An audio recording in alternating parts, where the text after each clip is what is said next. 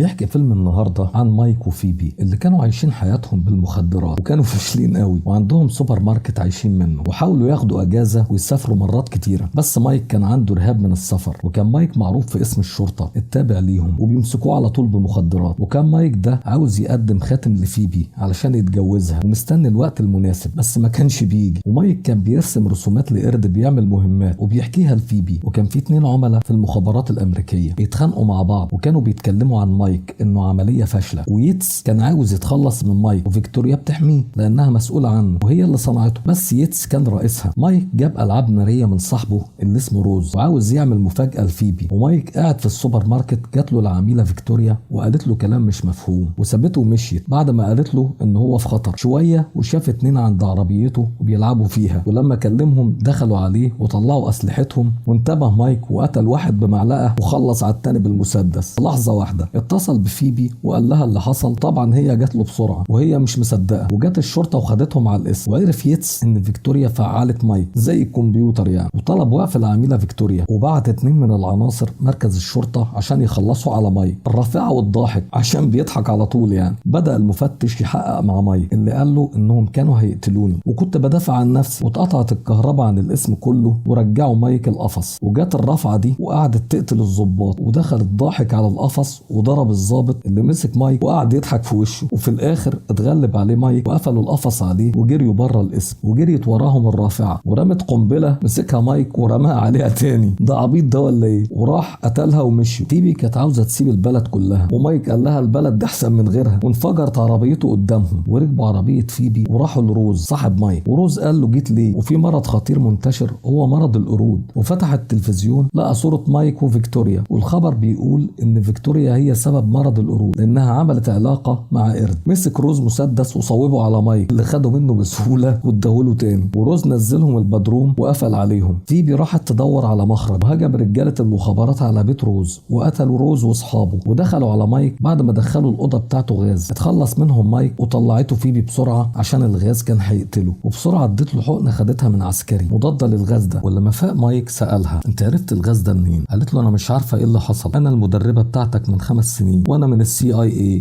المخابرات المركزيه يعني. ولما سالها انت عشقتي؟ قالت له ايوه طبعا. ما صدقهاش وجري وسابها، وجريت وراه وركب عربيتها وركبت وراه وحاولت تقنعه انها حبته وسابت كل حاجه عشانه حتى شغلها، بس هو ما صدقهاش برضه. وجات عربيه خبطتهم ووقعت العربيه من فوق الجسر وظهر الضاحك. ولما فاقوا لقوا الضاحك قدامهم، خد فيبي معاه وولع في العربيه وكان مجنون قوي ومريض نفسي وقعد يضحك. فيكتوريا لحقت مايك وطلعته قبل ما العربيه ما تتفجر. خد الضاحك فيبي وداها ليتس اللي كان واضح انها عارفاه كويس وانه فاشل كمان، وقال لها انه هيخلص على مايك. سالت عن المدير كروجر، قال لها ان هو المدير دلوقتي وانها هي تحت امره وخلاها تحت الحجز. فيكتوريا خدت مايك لبيته وقالت له كل حاجه، ان فيبي سابت كل حاجه عشانه وعشان هي بتحبه كمان، وان هم صنعوه علشان يبقى عميل علشان ينفذ مهمات وهو الوحيد اللي نجح. فواحد شافهم من الحي وبلغ عنهم، ويتس بدا يحضر طياره علشان تضرب صاروخ في بيت مايك. وسمع مايك صوت وكان يتس بعت فريقه علشان يخلصوا على مايك، بس مايك اتخلص منهم كلهم بطريقه غريبه قوي وساعدته فيكتوريا. في اللحظه دي صرح يتس بالضربه الجويه، بس الموظف المسؤول عن الطيارات اتردد وما ضربش لان فيكتوريا كانت صاحبته وكان باين عليه انه عبيط قوي. يتس اتضايق قوي وكلم مايك وقال له قابلنا عند محل علشان يستسلم. وافق مايك عشان قال له انه هيقتل فيبي لو ما جاش، وخلاها تكلمه وقالت له طبعا انها بتحبه وانه ما يستسلمش ويحاول يقتل يتس ورجالته. جهز مايك الالعاب الناريه اللي خدها من روز، وجهز يتس كل العناصر اللي كانوا مرضى نفسيين ومحكوم عليهم كمان، ودخل عليهم مايك بالالعاب الناريه وخلى الليل نهار. دخلوا سوبر ماركت ودخل وراهم مايك وبدا يقتل فيهم بادوات المطبخ زي الرسومات اللي كان بيرسمها. وفيبي ضربت يتس بعد ما حررت نفسها، وجي دور الضاحك